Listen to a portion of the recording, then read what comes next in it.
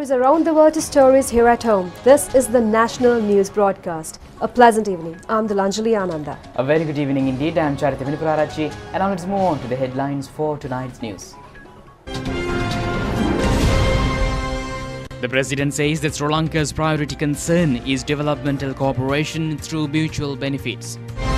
30 billion rupee financial robbery in Katana. The government says Sri Lanka has been successful in winning the confidence in local and foreign investors. The former IGP tells the Presidential Commission that the State Intelligence Service had failed to provide specific information on Easter attack. The first digital lottery in South Asia to reach the market. For those and other stories in detail on your top story. President Gotabaya Rajapaksa emphasizes that Sri Lanka is located in a place of strategic importance and said that the country is attracted to many parties. Accordingly, President indicates that Sri Lanka has chosen neutrally as it is a foreign policy. President also expressed that the topmost priority of the country is mutually beneficial development cooperation and expressed that this country is open for foreign investments. President Gotabaya Rajapaksa made these remarks during a brief cordial conversation had with 4 newly appointed ambassadors to Sri Lanka following presentation of their credentials at the President's house this morning. Ambassadors of Republic of Korea, Germany, Holy See and Switzerland presented their credentials to the President. Jung Won-jing has been appointed as the ambassador to the Republic of Korea.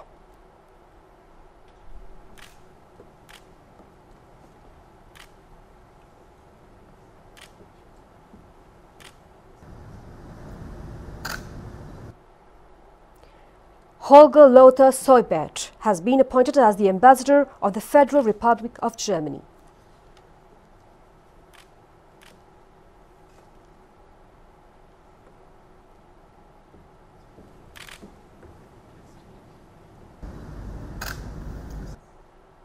Monsignor Brian Udaive has been appointed as the ambassador of the Apostolic Nuncio Designate of Holy See.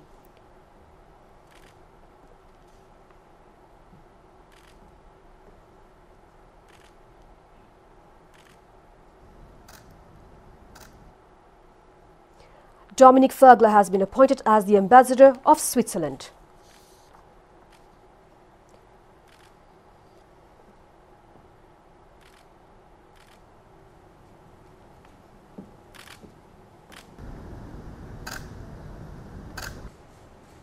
President Gotabaya Rajapaksa engaged in a cordial conversation with the new ambassadors after the presentation of the credentials. President, upon explaining Sri Lanka's policy towards the Indian Ocean during the discussion with the new envoy based in Colombo, President said that the Indian Ocean should be a free zone open to every country. President recalled that 5 decades ago, it was Sri Lanka that proposed Indian Ocean to be declared as a zone of peace. While paying attention to the development efforts of Sri Lanka in the recent past, President expressed that after defeating terrorism in 2009, priority of the government as well as the people of Sri Lanka was to achieve a rapid development. President said that the economy was weakened due to terrorism and aid that the country required foreign investments for speedy development. President said that China came forward to invest in development projects in the country and said that it was only a commercial transaction between the two countries. President expressed that some described this as a manifestation of pro-China policy but emphasized that Sri Lanka is a friend of all countries.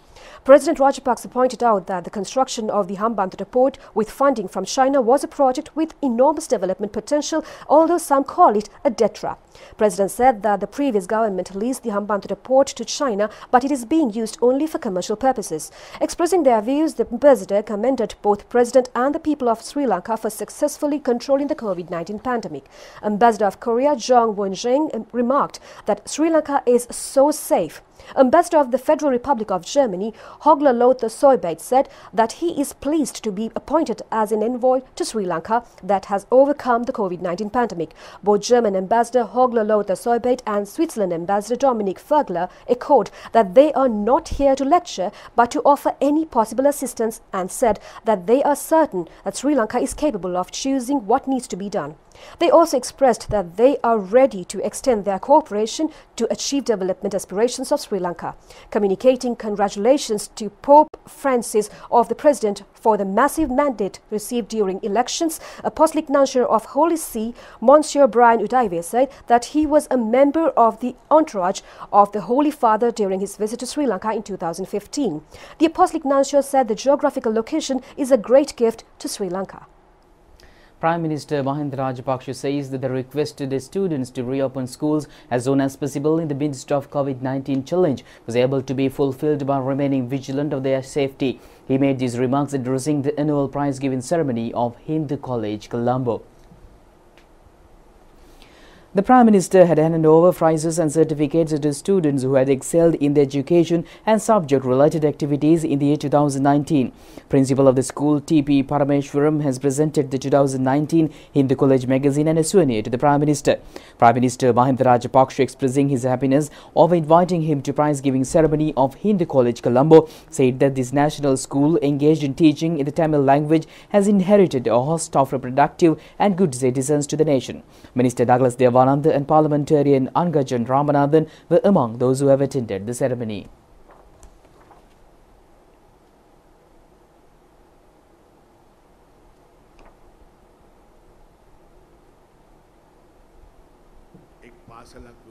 Prime Minister said that there is a saying, with the opening of one school, thousands of prisons get closed. He further said that principals and teachers have a greater responsibility and a bondage to mold the future of children.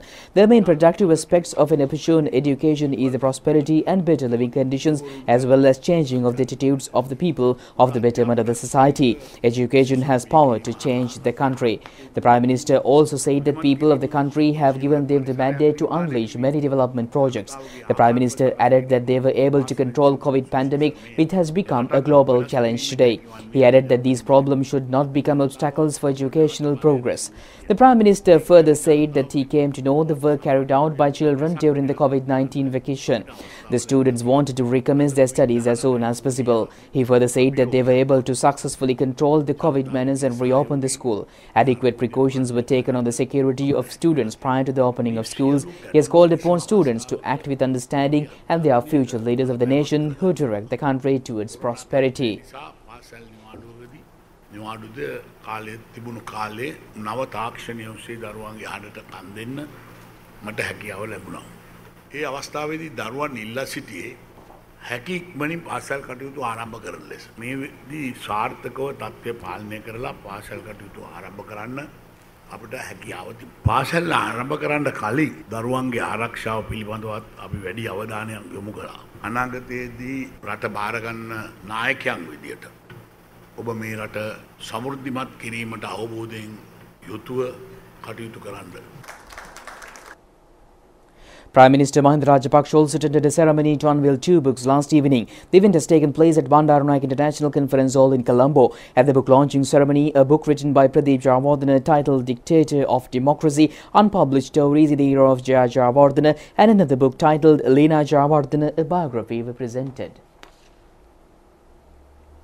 State Minister Ajit Niwad Kabra says that Sri Lanka has won the investor confidence after the successful containment of the COVID-19 outbreak. The State Minister pointed out that this has been stressed through the indexes on stock market and ease of doing business. Addressing a media briefing held in Colombo today, the State Minister said that the budget for the year 2021 will be tabled in the Parliament on November 17th. The government economic process was also briefed during the occasion. Sri Lanka has done excellently well in the containment as well as in the way that we have handled the COVID pandemic.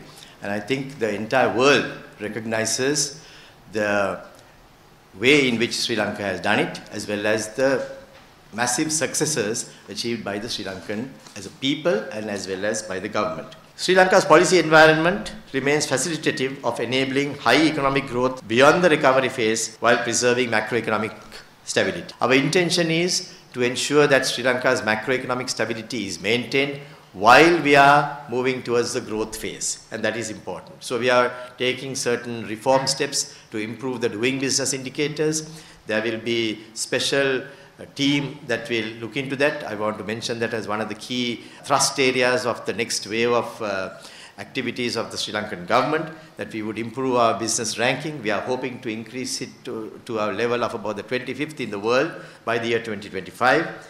We are moving towards a consolidation program of ensuring that the financial sector is once again stable. Also want to maintain mid-single digit level of inflation, and the commitment of the central bank towards that has been already mentioned. We also want to ensure that the consolidation of the fiscal deficit is brought down to a level of about 4% in the next few years. As you know, this year was a tough year. We had to make payments of around 2% pertaining to the previous year's unpaid bills, but we thought we should settle that in order to spur economic activity once again, and the government took a conscious call to do that. There would be measures that would be taken to consolidate the fiscal deficit, while at the same time introduce measures to improve the Sri Lanka's growth story and to take the economy forward. A 6.5% growth that has been targeted. We are not moving away from that. We want to maintain that as our overall aim and goal. We will work towards that. And even though in the first year of 2021 it would be a great challenge, we would still want to maintain that as our aim and as our goal in order to move forward. Both fiscal and monetary policies have been prioritized, supporting people, fostering businesses, and reviving the economy. So those are the three pillars on which the work would be done. Supporting people, we got to make sure that the welfare measures are also not abandoned, that those are continuing, because we have to maintain the support to the people. At the same time, foster businesses. We have to make businesses grow and to make that platform to be in a position for them to move forward as well, and to revive the economy. That our commitment to our investors would remain strong, deep, and unwavering. We will commit ourselves to paying our debts. Whatever are the conditions we have agreed to, we will make sure that those are honored, and we will continue with our commitment to be one of those countries in the world which has been able to honor its debts without any default whatsoever over the last so many years. So we want to tell this to the Moody's as well, that without attempting to understand Sri Lanka's commitment as well as Sri Lanka's changes, particularly the current changes that have occurred in our economy, and when we have a payment due on the 2nd of October, which is just a few days away, they should have watched to see how we are making that payment. They should have also watched and waited till such time that the budget was presented. And we had repeatedly mentioned that we would be presenting a budget which is growth-oriented, as well as which is taking into consideration the current challenges that this country is facing. And we would like them to at least now hear our side of the story, that we would be taking these steps and we would engage with the investors closely in order to convey this message directly to them. We have seen a change in the markets, very slight change, but I think in the next few days there would be great appreciation of what Sri Lanka has done, and the markets will probably stabilize in our view. And meanwhile, Minister Mahinda Amaravira has reiterated at a media briefing in Colombo today that they will not allow room for any type of environmental degradation. Minister Mahinda Amaravira said that he has even invited a opposition leader to show of any environmental damage. Some social media networks are talking about a massive environmental pollution, and he has inquired into this fact. This minister said that he is convinced that most of the accusations were based on fabricated facts. An environmental degradation of the scale that they have pointed out has not taken place. There have been reports of 4 occasions where environmental destructions were alleged to have taken place. In one instance, mediation by a government politician was witnessed. This was in realization of the trade deal in Ramsar West Zone. Cases have been filed against all, including the politician. The culprits have been arrested. The minister further said that cases have been filed regarding an incident in which an opposition politician was involved. He also said that necessary law will be implemented with regard to minor incidents as well. He has assured that all offenders will be definitely penalized. The media briefing was conveyed to educate the National Electronic Management Week, which is to be conducted from the 5th to the 10th of next month in parallel to the World Postal Day. Theme of the program, a country with breathing and a Sri Lanka without electronic refuse. There the National Electronic Management Week, collection of electronic waste material in post offices throughout the island as well as in residences will take place. The program will be conducted jointly by the Central Environmental Authority and the Sri Lankan Postal Department. 5 robbers have burgled into the residence of a businessman in Akkarapaha area in Katana. Katana police have said that more than 30 million rupees have been looted. The masked robbers have ransacked the house this noon. It has been revealed that the robbers have got away with more than 30 million rupees after intimidating the house members and locking them inside a room.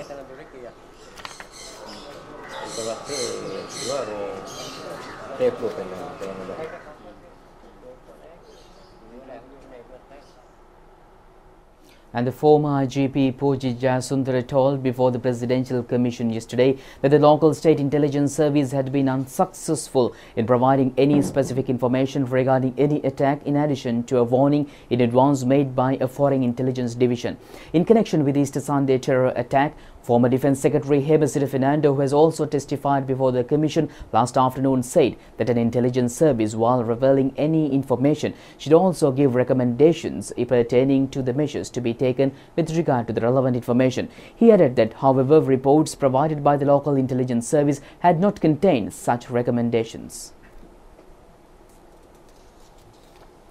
Former IGP Pujit Jayasundara, who had functioned as the head of the local police force at the time of the Easter attack, has given evidence before the Presidential Commission for the 5th day yesterday.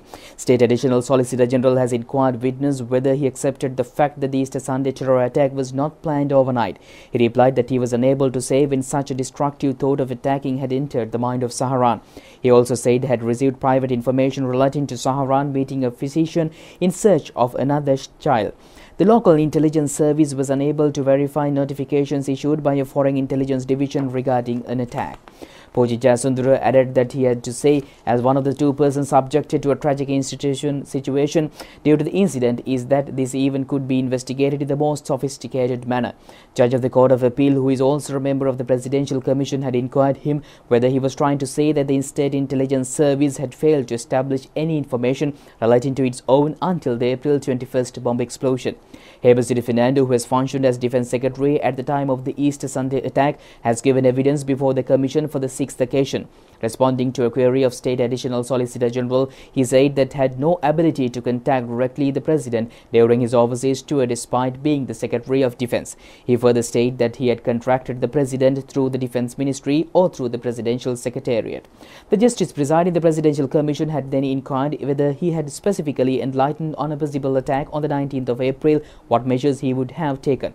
Rupavahini Fernando said that if he had given a pre-warning, he would have left aside all work and looked into this issue. He added that in such circumstances, he would have enlightened the 3 armed forces and the police.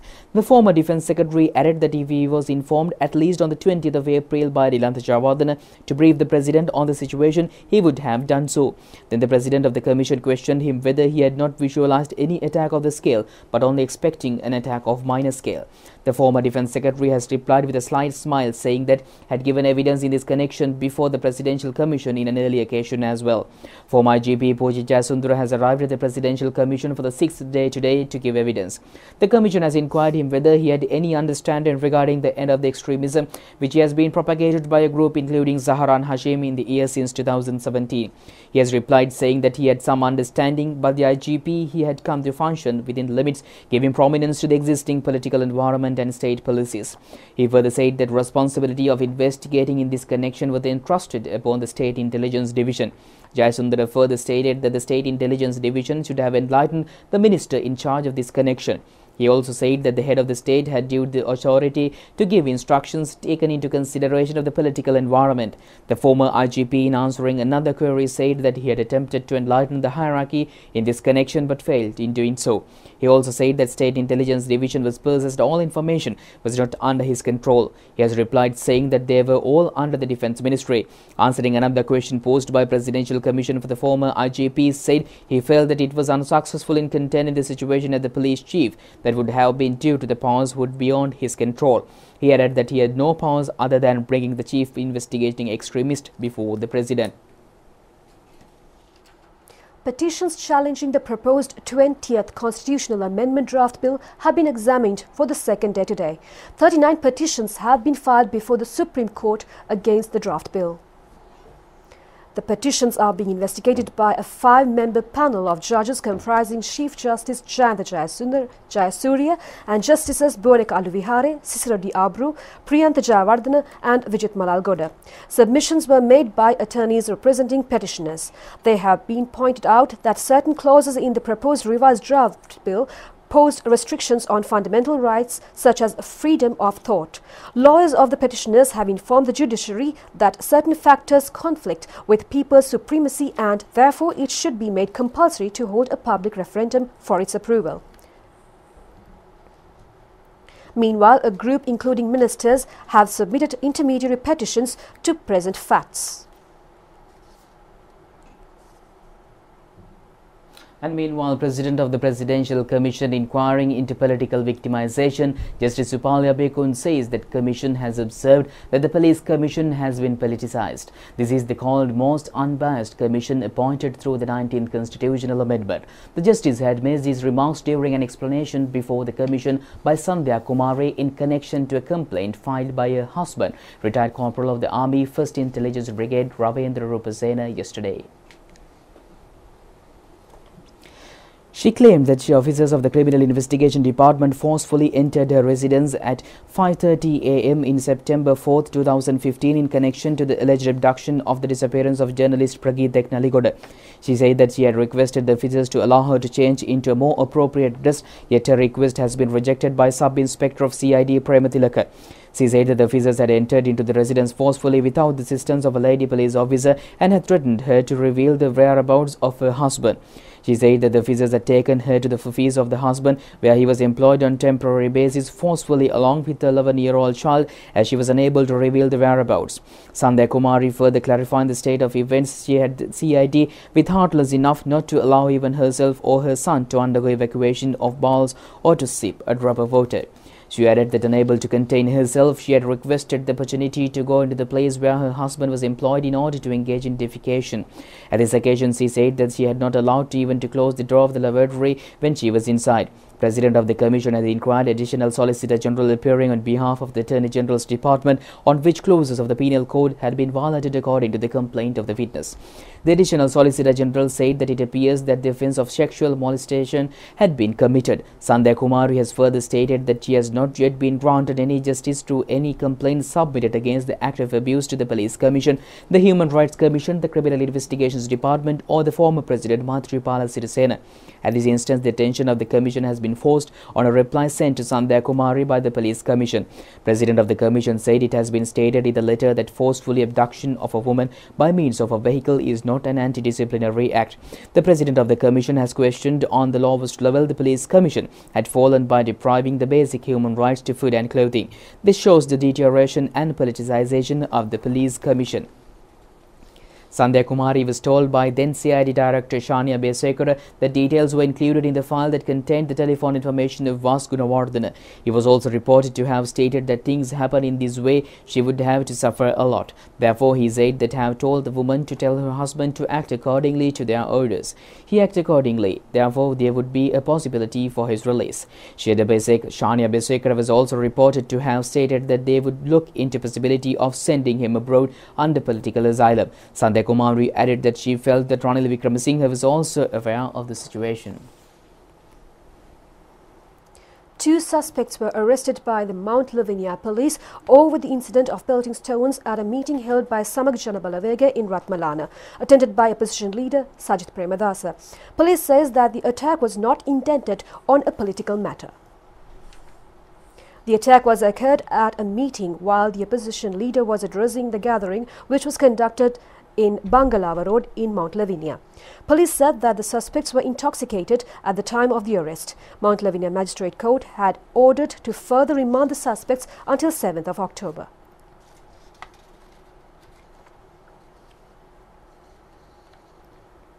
And now let's move on to the world update of the COVID-19 pandemic.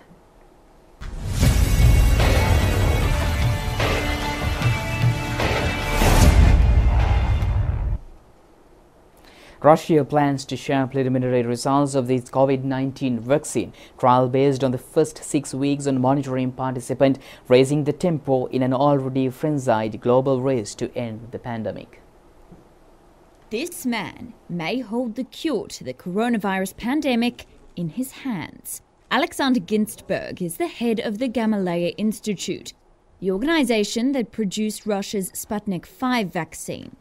Its development is coming at a rapid pace amid what he calls wartime conditions. And in an interview with Reuters, he's defending the speed. A pandemic is an emergency condition. People are dying, just like during a war.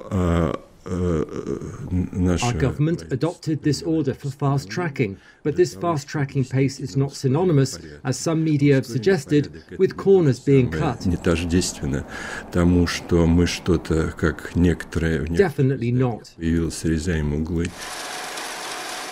Russia has pushed ahead with its potential COVID-19 vaccine at top speed, with mass public vaccinations alongside the main human trial, raising concerns among some observers that it was prioritising national prestige over solid science and safety. Russia plans to share preliminary results of its COVID-19 vaccine trial based on the first 6 weeks of monitoring participants, and it may be the first country to do so. Apart from doubts, I'd like to hear specific facts that show why these doubts have arisen. Today, there are no indications that the side effects of the vaccine are any different from those vaccines that are in the national vaccination calendars of hundreds of other countries.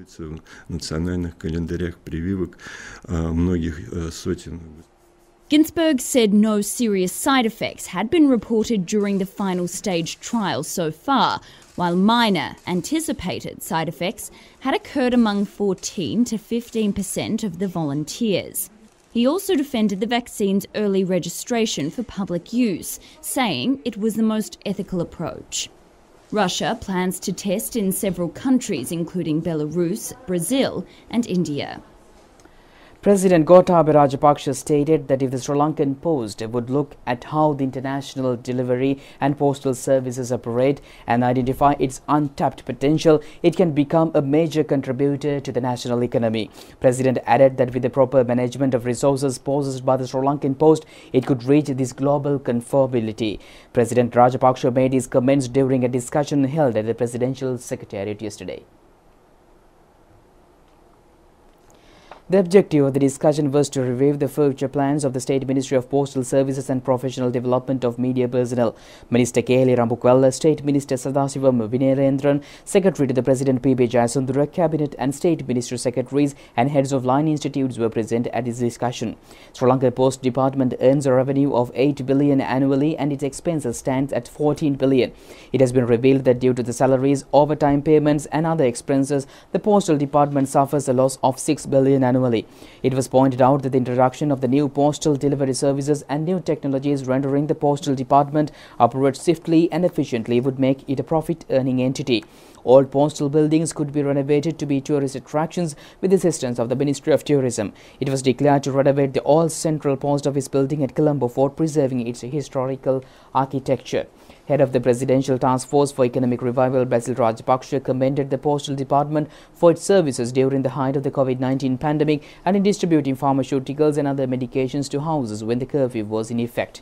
He added that the improvements in speed post services provided by the Postal Department will attract more customers. The GM businessmen are compelled to use expensive private delivery services for their exportation purposes. Head of the Presidential Task Force for Economic Revival, Basil Rajapaksa, stated that if the Sri Lankan postal services are implemented a door-to-door delivery system, it will be able to secure higher revenue.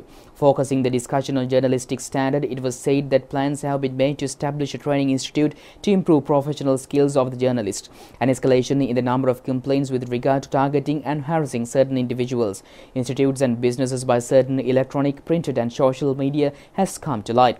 All these facts were taken into account and the need to amend the Press Council Act was discussed in depth. Taxes on debuting the foreign television shows that removed during the COVID-19 pandemic upon request by the TV channels, and it was decided to impose them again at the meeting. It has been planned to introduce an impartial rating system covering the entire island to rank the local TV channels using the feedback of spectators while the collaboration of survey teams from the University of Kelaniya. In addition, it was agreed to allocate provisions and commence the program immediately. Two suspects were arrested by the Maharagama police this morning while in possession of 1 kilogram of heroin. The raid was conducted upon a tip-off received by the police intelligence unit. It has been revealed that the suspects have carried out the drug racket in the surrounding areas of Maharagama for the past several years. Polythene packets used for the packaging of heroin, mobile phones and an electronic scale were also seized by the police. The suspects were presented before the Gangodeville Magistrate Court and will be detained for further inquiries.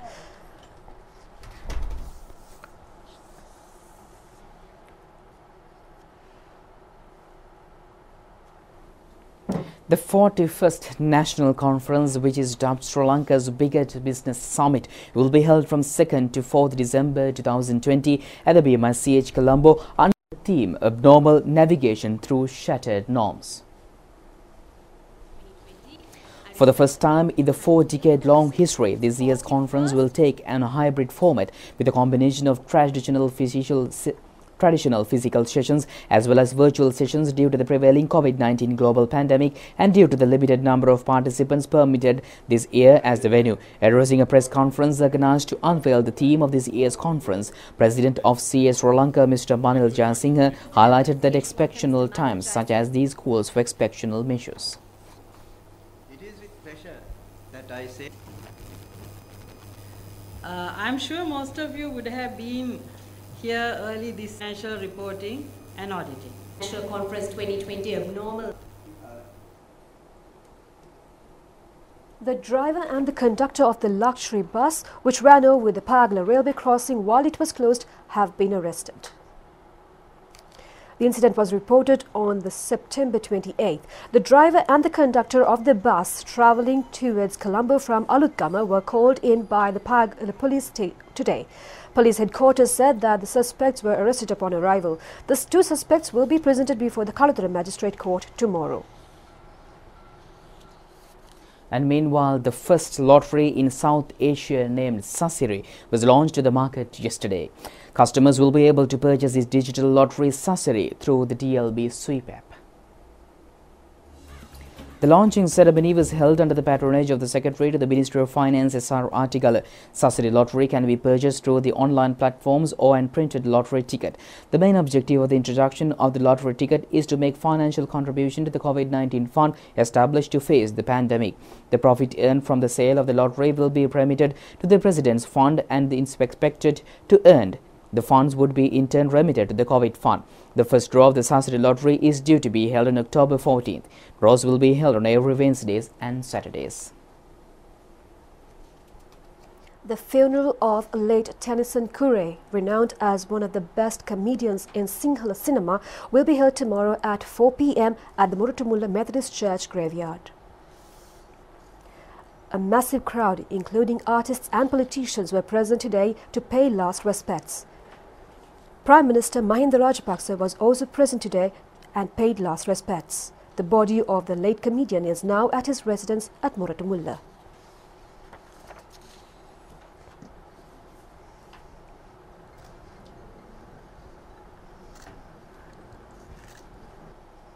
And with that, we conclude tonight's news. Do it just tomorrow at the very same time. Stay safe. Good night.